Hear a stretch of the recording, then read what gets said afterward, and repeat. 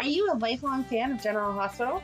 Are you a new fan who wants to know more about the history of the show? Do you enjoy talking about the show with others? Do you find yourself yelling at the TV? Is your self-care an hour a day in Port Charles?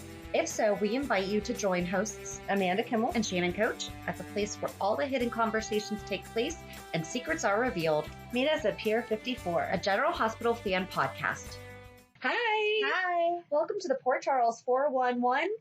Today's Port Charles 411 is so exciting. A couple months ago, I went to a book signing. Without me.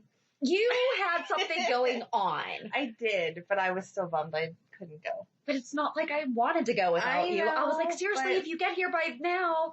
And the unfortunate part is that it was a home Steeler game. It was a gorgeous day. Because Pittsburgh people are crazy and don't go anywhere on Steeler Day. That is seriously the best day to shop. Absolutely. Or do any of your errands or whatever, because people just stay in for hours at a time. Or if one of your favorite actors is doing a book signing at a local bookstore, you get it all to yourself. How many people are going to kick themselves when they hear this and go, wait, Shannon got one-on-one time because I was at home watching a Steeler game. I got a half hour of Sean Kanan. Did they at least win that day? Do you know? I don't know. I have no idea. Yes, so a half hour with Sean. And we arranged for the two of us to get together and do a Zoom chat with him, same way that we did with Bradford a couple of months ago. And we just had some one-on-one time with him, asking him some questions. He was so nice. He was very nice. Super sweet. He listened to everything because, you know, we can kind of get off track sometimes. Just a bit. And he listened to our nonsense and was totally with us. It wasn't like, oh, I'm rushing through this. I said I'd give you 5 minutes, promote my stuff. Okay, bye, see ya.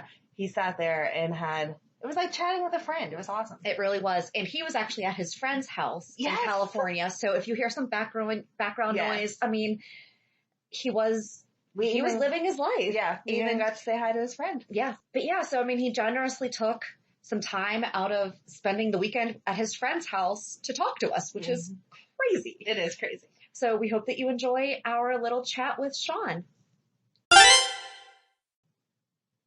You're like us. We use books and stuff, so. I'm at a friend's house, so I'm just looking around. Is that good? Oh, yeah, that's perfect. Super jealous of you wearing short sleeves. It's snowing in Pittsburgh, so. Oh, what is it? It's November. It's beautiful here. I mean, actually, it's San Diego right now. Okay. I just talked to my dad, who's in Newcastle. He said it was snowing. Yeah, we got, what was it, 20-something degrees today, so. Oh, come on. We went from like 70 a week and a half ago to bitter. So wow. So are you still touring around doing the book tour and everything? I am not right now. I'm in post-production on a new project I have, and it requires me to be here, so I can't. I have a really exciting project that's going to be dropping probably the first week in December called Studio City. Okay. Which is a project that I created, and it actually stars Tristan Rogers and Carolyn Hennessy and Patrika Darbo. I play the lead, a couple other great actors, and it's really, really exciting, and we're just about done with the edit, and going to be coming out on Amazon in early December. So awesome. Yeah, super excited about it. So it'll be on Amazon Prime? It'll be on Amazon Prime, yes. Success Factor X was just voted one of the 10 best self-help books of the last 2 decades. That's amazing. Congratulations. Yeah, it's exciting. So there's some cool stuff happening. Let's see. What was the inspiration behind, getting started with, I know that you and Jill had talked on your birthday and, by the end of the conversation, you were writing a book. Yeah. I think I was in a place in my life, right? I definitely needed something to kind of remotivate me. I was looking for something. And, I think in certain areas of my life, I had started to get a little bit lackadaisical. And, you can't really write a book about success and not walk it like you talk it. And so, as I wrote this book, there were a lot of really interesting transformations that happened in my life. One of them is I lost 30 pounds. And I'm not saying it's because of the book, but I think, writing the book, working on it and promoting it put me in a very different mindset than I had been in before. And so the book came along at a very fortuitous point in my life and helped me. And the fact that it's helping other people is just fantastic too. So yeah, How did you choose the people for the book? Did you do half and Jill do half, or did you both need to agree? I wouldn't say it was half and half. We agreed on everybody. A lot of the people we knew, either I knew, she knew, or we both knew. Some of the people were more aspirational, and we reached out. We really didn't have any no's other than people who couldn't conform to kind of the production schedule of the book, because you had to write a submission, you had to give us a photo and some other stuff. And a lot of these people are, traveling, working a lot. They just were like, we'd love to do it, can't do it right now. Sure. But we think we got a really interesting cross section of people, from varied pursuits, from athletic to business to arts to inspirational. And, I couldn't be happier. Yeah. And there was a nice spread of, ages and genders too. So that was really nice to see. Right. Yeah. What story was most surprising to you? Like, were there some people that you didn't know until you started doing the book, didn't know their backstory until you started doing the book? Yeah, there's some people I didn't know the backstory, but the ones that for me really resonated were like my friend Steve Burt. I've known Steve for decades, and hearing the story about his grandfather, who was an Autolux salesman. Autolux, is that right? Going door and teaching him things at a young age was really interesting to hear that.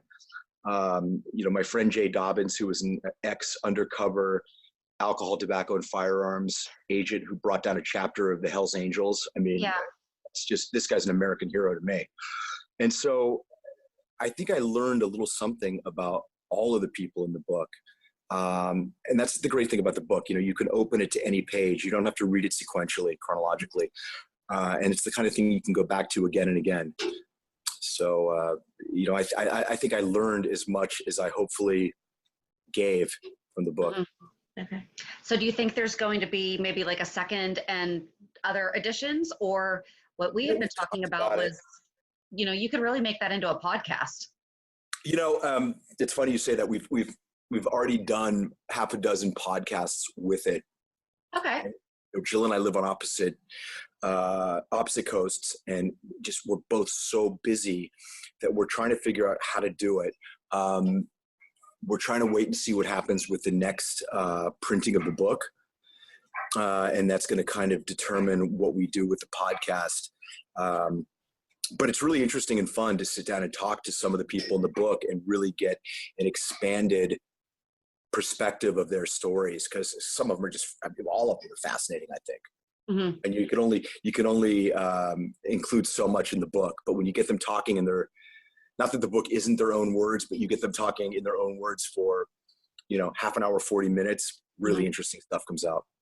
And I think that was one of my favorite parts of it, was that, each person only had either a page or a page back, front and back.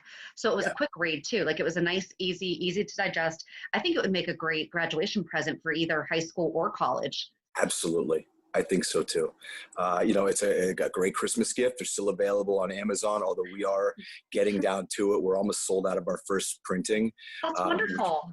Kind of a high-end problem, and now we're figuring out how we do the second printing. And when that happens, then we're hopefully going to be launching the podcast. But so many cool things have happened. Like last week or the week before, Success Magazine featured Bobbi Brown, the cosmetics mogul, and they took her page from the book and put it in Success Magazine. So exciting. Like I said, it was just rated one of the 10 best self-help books in the last 20 years. From the World News Network. So it's just a lot of exciting stuff going on. Yeah. That's awesome. That's awesome. So we both flipped through The Modern Gentleman. Oh, cool. Hope you liked it. Yeah. I know you said that you were thinking about possibly tweaking it or revamping it. This is also something I'm thinking about re-releasing it. I had a boutique publisher, and he's passed away, and he just wasn't really able to get it the amount of exposure that I would have liked it to have. And so I'm in discussions with re-releasing it on a bigger level, because I think it's a really fun book. I think there's some great insight in it, and I think a lot of people would enjoy it. So that's available on Amazon too. You can get The Modern Gentleman on Amazon as well. Yep. That's exactly where I got it. That's a great one for grads. Yep. Well, because then I was thinking, I mean, because I know that you have a million things going on, but I'm like, that would be a great YouTube channel, especially speaking to not just men, but, also women. But especially teens and college years, because that is such formable times that it's like, don't be a ding dong. Here's how to not be a ding dong. It's like you're retitling it. I am. That's the new title. I will write your forward. But yeah, I mean, I really liked it. I thought, It was awesome. I wanted to give it, I have a 21-year-old. I wanted to read this, memorize it, learn some stuff. I mean, I know the title is The Modern Gentleman, but it really is a book for women just as much as men. I wanted the book to help guys be better guys, but I also wanted it to give women some insight into how guys think, but not just how guys think. And, this is in no way trying to play the victim card, but it's difficult for guys now. We're living in the Me Too era. Absolutely. And, guys like me, we were raised predominantly by our mothers because dad was off working, right? And, I was taught that you stand when a woman comes in the room, you pull out a chair, you open a door, and a lot of guys are getting out in the world, and that's being met sometimes with derision, almost as if it's offensive, and it's causing confusion. It's causing cognitive dissonance for these young guys going, wait a minute, the most important female figure in my life, my mom, taught me this is what you do, and now it's like, what do I do? And, I talk about in the book that sort of in the 50s, in the sort of Ronald Reagan, John Wayne era, men knew how to be men, and they were sort of the fixers, the alpha dogs, that sort of thing. And then as the women's movement came into play, which of course was phenomenally important, I think men got in touch more with their feminine side, with emotions, with being, I don't want to say more compassionate, but being better listeners, all that sort of stuff. Yeah. And I think somewhere along the line, my generation, which was sort of in between, got caught with, well, which is it? Am I the alpha dog who's the protector, or am I the shoulder to, the listener, the shababa? And the reality is it's both. It's the best of both, which makes, I think, the most well-rounded man. And I think it's also understanding that, men and women are different. Yes, equality is important, but you can have equality and still have diversity of who we are as genders. Mm-hmm. And so in the book, I kind of wanted to teach guys how to be the best guys that they can be without being doormats. There's a chapter called The Modern Gentleman's a Nice Guy, but not a nice guy. Yep. And you know what I mean? And, yep. I think I would want a guy taking my daughter out to read this book. I teach in the book that, every woman is somebody's daughter, somebody's mother, somebody's sister, to be treated with respect. Hopefully what I wrote will resonate. Hopefully it'll reach some younger guys and help them become better men. Mm-hmm. And it'll reach some women and give them a little insight into, some of the struggles that guys have. I wrote this book right before the Me Too thing. Yeah. So I almost wish I had a chance to write it during that.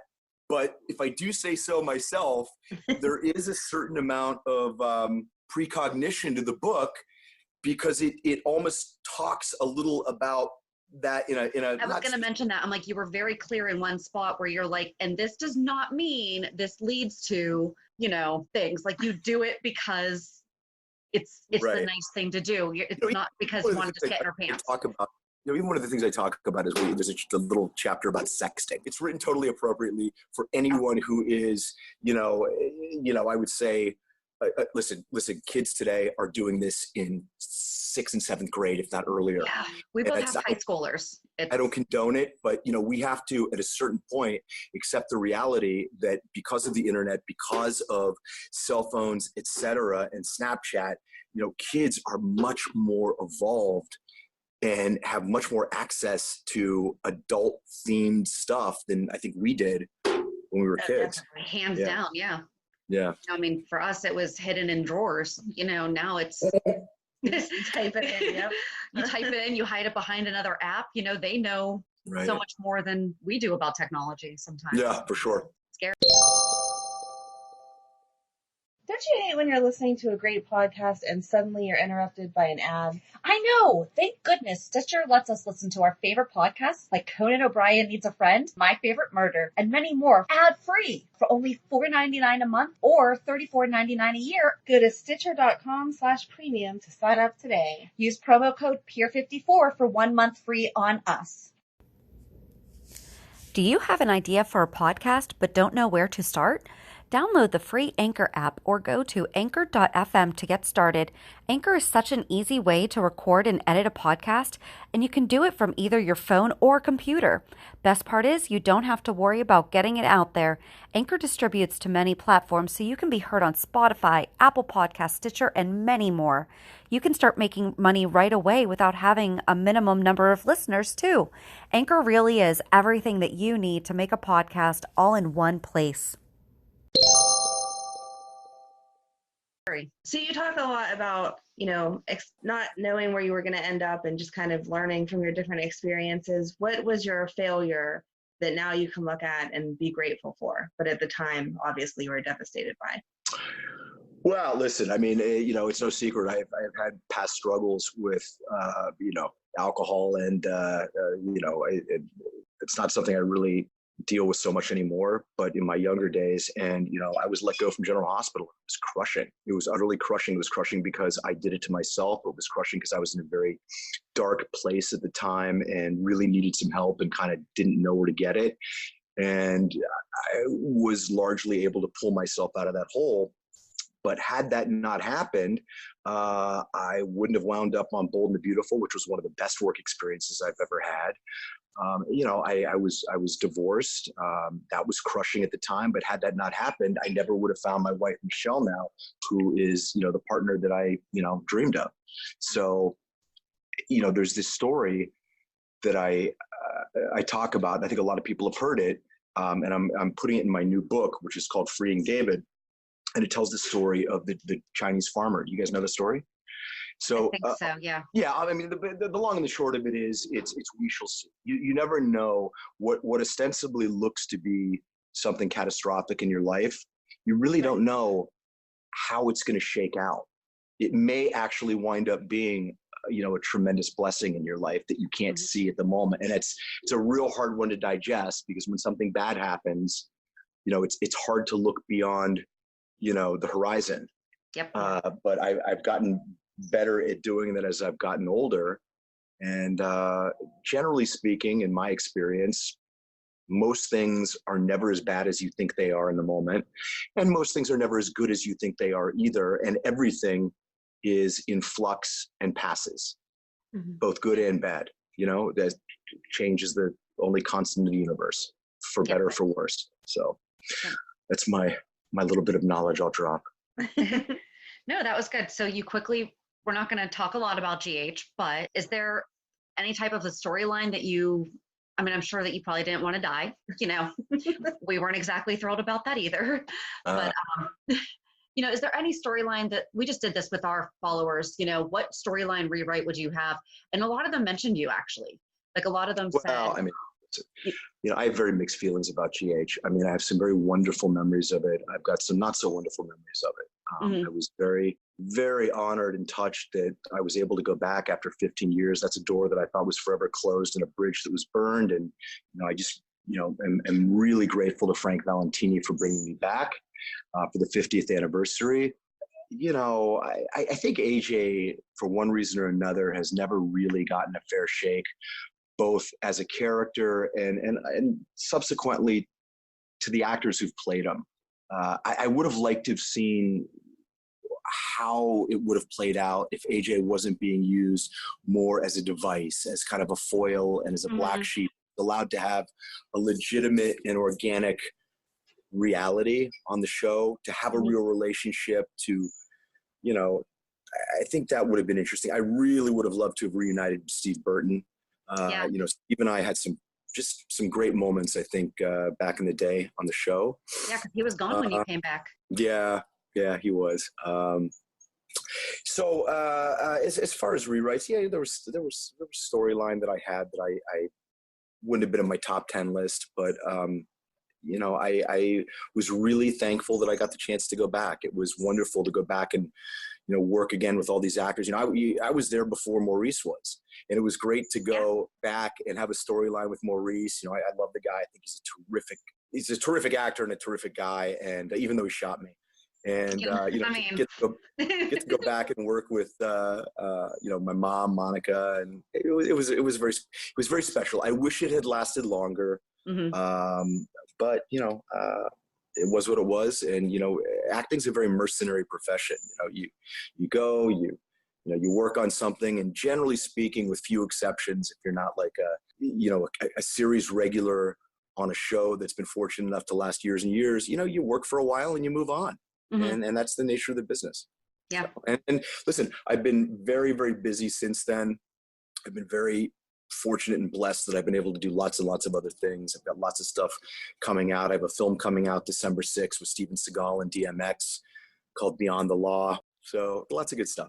Awesome. No, we'll definitely have to check that out. So you mentioned that you do a lot of stuff. We've also read that you do a lot of charity work. I do. I try to. Yeah. My motto is I kind of try to never say no to anything. You know what I mean? I have a few charities that I work with more than others. There's a charity called Buddha Bullying, which is an anti-bullying charity, and I'm the young man's youth ambassador for that. And we go into schools and facilitate a dialogue with high school kids and even younger. And what we found out is that there is a triangle. It's the kids getting bullied, it's the kids bullying, and it's the kids who are being affected by witnessing it. And we try and facilitate a dialogue from all sides of this triangle.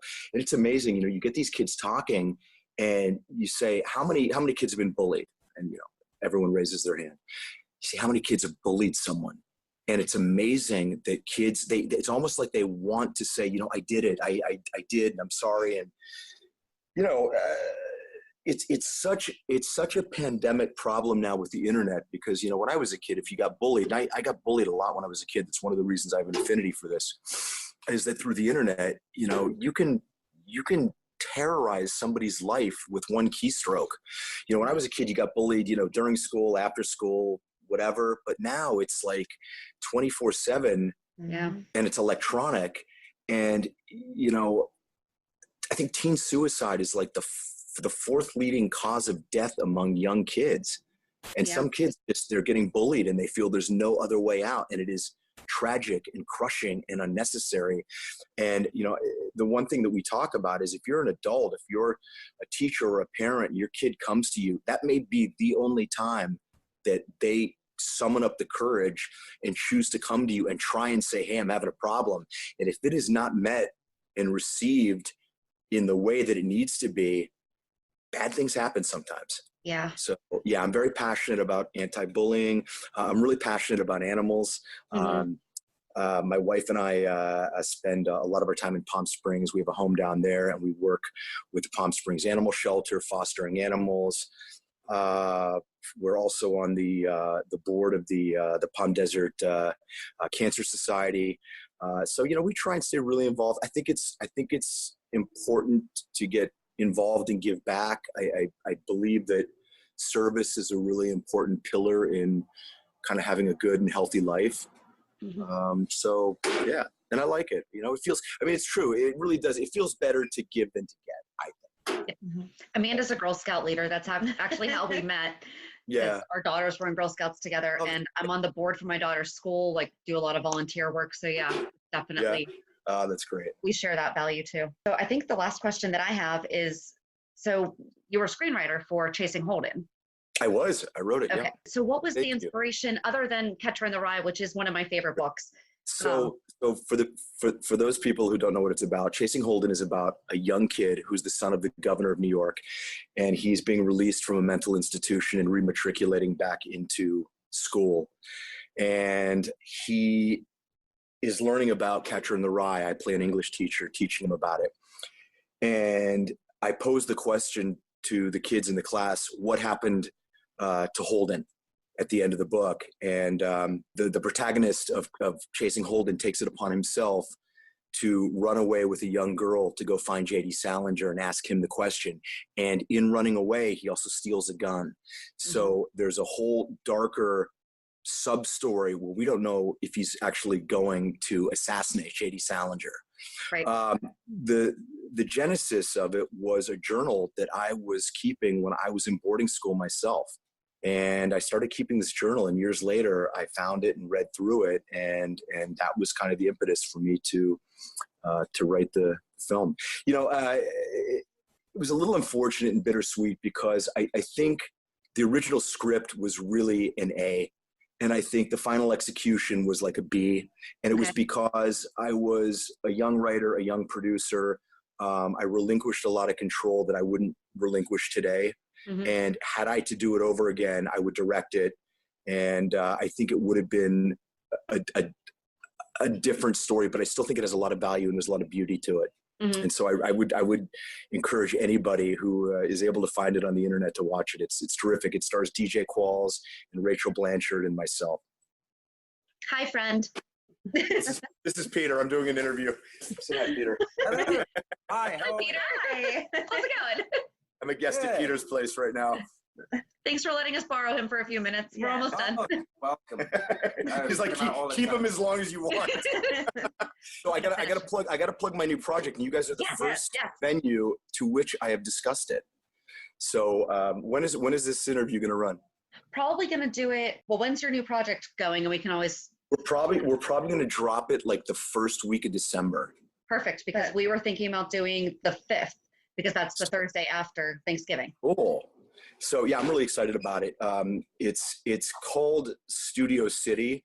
Mm-hmm. The title's changed, but it's a story I've been working on for well over a decade, and it's about an aging soap star who has spent the majority of his life in kind of C+ level fame, and he has a lot of the trappings of being successful, but he really wants more. He wants. He thinks he wants more in the form of a film career, but more comes along in the form of a daughter that he never knew he had. And so now suddenly this guy who was this sort of single bachelor guy on TV now has to deal with a 16-year-old daughter. And it's a drama, but there's a lot of funny stuff in it. It stars myself, Tristan Rogers, Carolyn Hennessy, Patrika Darbo, Sarah Brown came out of retirement to do this. Wow. So she's retired? Yeah, she basically she's retired. Too young to be retired. Yeah, well, she retired, and I had to beg her to do it. And I begged Sarah to do it, and she said yes. And she's terrific in it. She plays my sister, and we of course were AJ and Carly together. Yeah. God, there's some other terrific actors in it. And it's a drama, but it's got some definite humor in it. What we've done is we've decided to release it as a web series. So far. So we're going to release 6 10-minute episodes. It's called Studio City. It's going to be on Amazon Prime. And I just hope everyone's going to watch it because I think it's really terrific. I'm super proud of it. My producing partner and the director is a guy named Tim Woodward Jr. And Tim is an unbelievable director. He's probably done 15 films in the last 2.5 years. He directed the Steven Seagal film that I'm in right now. He's just a force to be reckoned with. And, this thing looks terrific. I mean, I'm not knocking any other web series out there, but I mean, this looks like a feature film. Awesome. It's gorgeous to look at. The acting's great, really emotional. And I hope everyone will give it a chance and let us know what they think. Absolutely. Yeah, we will. Well, thank you so much for your time. We really appreciate it. Well, I'm glad we finally got a chance to do this. It happens. Tracking me down and everything, but it was a pleasure to both of you, and I hope we get a chance to do this again at some point, okay? That'd be great. Yeah, thank you. Okay, guys. All right, take care. Bye. Thanks, everyone. Bye. Bye. Okay, so there it was. It was awesome. Talking to him was awesome. What was your favorite part? Obviously the GH stuff, just because that's how we know him. Exactly. And that's what this podcast is about. But I really just liked how open and honest he was about everything. And even when he was talking about all of his new adventures that he's in, it wasn't just like self-promoting, talking just to talk. You could hear that he believed in every project that he was doing and that his heart was really in it. Yes, absolutely. And, just all the different things that he has done over the years. And I just think it's great that he does so many independent type things. Yes. He doesn't try to typecast himself, even though unfortunately he has been. Right. No, he's willing to play any variety of character. But not just that, like he's been an author, you know, he has those books. And this week he has that series coming out on Amazon Prime that he said it's called Studio City, but it might have a different name. So maybe just look up Sean Kanan. Right, because we're recording it before the release date would have been. And we did try to Google it and weren't able to find anything. So by the time this is released, it'll probably be on there. Right. And you can just go to the search by actor. Amazon should sponsor us. They should. My husband will be so happy. Have you seen the meme that says, "Here comes Amazon, here comes Amazon, no, right down my driveway"? It's very appropriate because I think that's what everyone did. Everyone that I know did for Black Friday shopping. Who just Amazoned it all day long. It's helped so much. But anyway, I don't know. It was great to be able to just talk to another one of our... I love how down to earth him and Bradford were. Mm-hmm. Like, I don't know. I was a little starstruck, to be honest, when the conversation started. And he was just, having a conversation with a friend. Well, and I think part of it too is that when we both started watching GH like over 20 something years ago, and we were hormonal teenagers at the time. So we kind of had the little, what are you were in my teen beat thing going on, you know? And now to be adults and he's talking about how old he is and we're like, no, we're not this old. Come on. But I know when he was talking about the Gentleman book and we're like, oh, we have sons. They can totally read that, blah, blah, blah. I felt really old. Right. Absolutely. Because we were younger than our kids went. I'm going to go there. Okay. All right. That's enough. So it was great to talk to him. It was. And we're going to try to find someone else to talk to next. Yes. So, I can't wait. We'll see. Yeah. That was 2 in less than 6 months. Wow. All right. That's it. Yep. All right. Have a good weekend. And we'll meet you at the pier. Bye. Bye. If you enjoyed today's show, we invite you to go to pier54podcast.com to subscribe on your favorite platform. Don't forget to leave us a review. And you can also follow us on many social media channels. Just search for Pier 54 Podcast. Also, we are not perfect, so if there is something that we missed or messed up, just let us know by emailing us at pier54podcast@gmail.com.